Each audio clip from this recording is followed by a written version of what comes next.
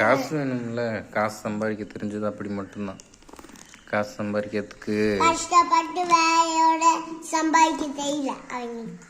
அந்த காசு எப்படி இருக்கும்னு தெரியல அவங்களுக்கு. இப்படி இருக்க காசு எப்படி இருக்குன்னு தெரியல. 1500 கொடுத்தாங்களே, லுகர்லேருந்து அசர் 3 மணி நேரத்துக்குள்ளே போயிடுச்சு.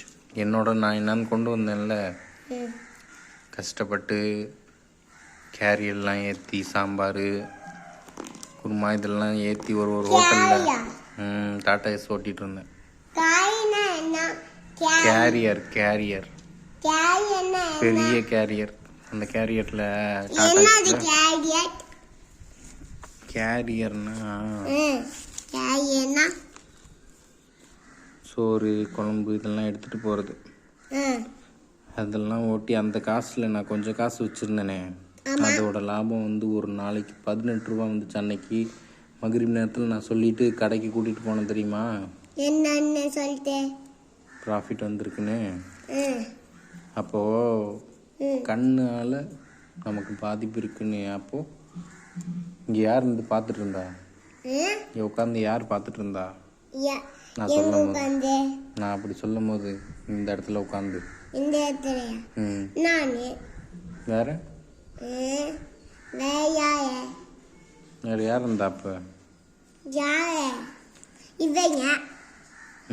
யார் இருந்தா? அன்னைக்கு ஜாமான் வாங்க போனோம்ல, போய் வெங்காயம் தக்காளி அரிசி யார் இருந்தான்? யாரு சலகத்துலாவும் அந்த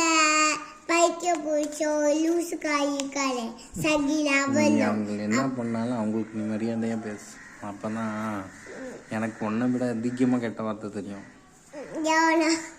அதெல்லாம் நான் இவங்களை வச்சு கிழிக்கணும்னு தான் இருக்கானா. எந்த வார்த்தையில் நல்ல வார்த்தையை பேசுங்க. கனி இருப்ப காய் கவர்ந்துட்டுனா நல்ல பணம் இருக்கும் போது வீணாக போன பழத்தை எடுத்து சாப்பிட்ற மாதிரி. அதனால் அவங்கள நீ என்ன வேணால் அசிங்கமாக பண்ணட்டும், நீ அந்த அசிங்கத்தை வார்த்தையெல்லாம் அவங்களுக்கு கொடுக்காத.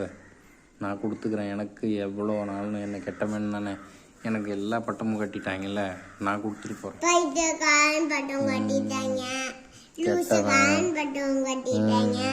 அதனால நான் எல்லாமே செஞ்சாலும் அவங்கள துண்டு துண்டாக நான் வெட்டி போட்டாலுமே நான் பைத்தியக்காரன்றனால கேஸ் எழுத மாட்டாங்க.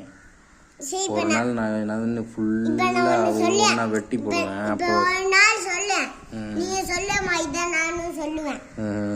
இங்க பாருங்க, செத்து போன நாள்ல நீங்களும் நானும் நீங்க கத்தி வச்சுக்கோங்க, நான் துப்பாக்கி வச்சுக்கேன்.